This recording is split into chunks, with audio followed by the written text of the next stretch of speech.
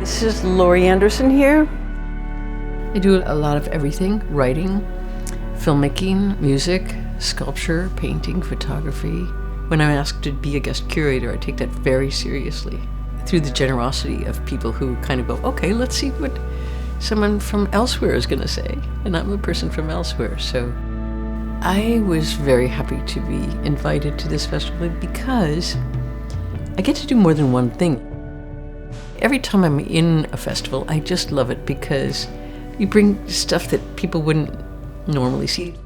We're going to do 3 big shows, three big projects there, and then some smaller sort of satellite stuff. To the Moon is a work that was commissioned by the Louisiana Museum in Copenhagen to celebrate the first first guy on the moon.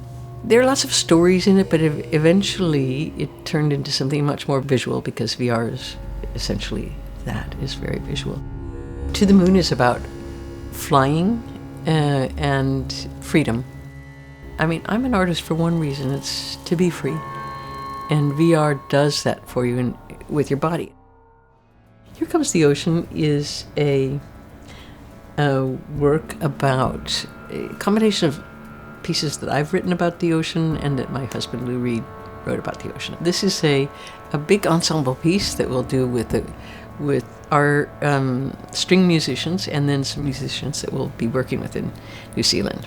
Backing up this big ensemble, we'll have a big guitar feedback piece, which is Lou's guitars sitting against amps, and Stuart Herwood, who was his guitar tech, tuning them to open tunings so that and really strange tunings, so they start to drone in ways that are they go right here and right there, and you're like, they go on for hours. We've done a bunch of installations with these things. The other one is a concert for dogs, which I'm really looking forward to as well, because I'm sure there are lots of enthusiastic, great breeds that I don't even know about in New Zealand.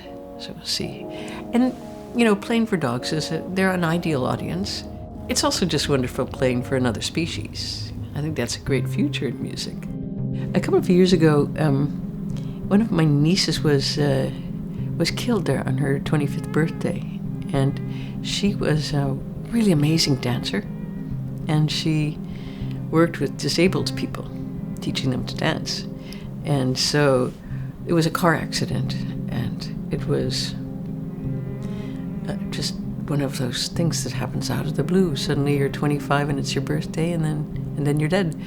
And my brother went to get her body, and she worked in a place near Wellington. And he was received by people in the warmest, most wonderful way. He was really amazed, and he said, I'm of course not here to, I'm just here to get her body. It could have been the other way around. But there was so much generosity there in terms of the ceremonies that they did for her that I thought, someday I'd like to go there and see what she saw, and also maybe do something in her honor. So I think that will be part of one of the pieces of a kind of greeting to the place that she really loved.